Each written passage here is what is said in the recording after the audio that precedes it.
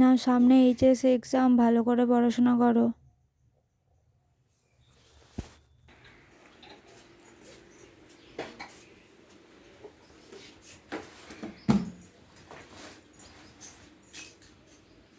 বস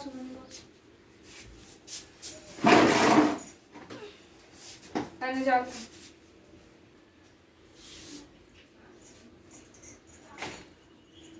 হয়ে গেছে জল খাওয়া?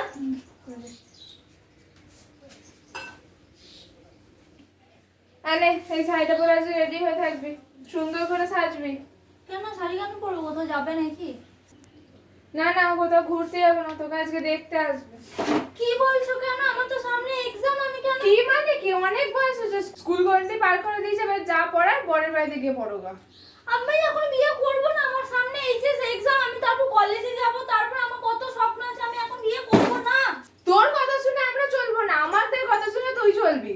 এনে শাড়িটা ধর, টাইম মতো যেন রেডি হয়ে যাওয়া হয়। আজ খালি তারিখ ঠিক হবে আর তোকে দেখবে, বাকি সব কথা হয়ে আছে।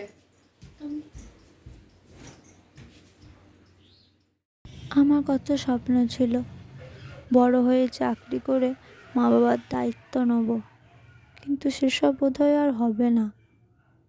সবাই তো আর সব কিছু পায় না, বিয়েটা আমাকে করতেই হবে।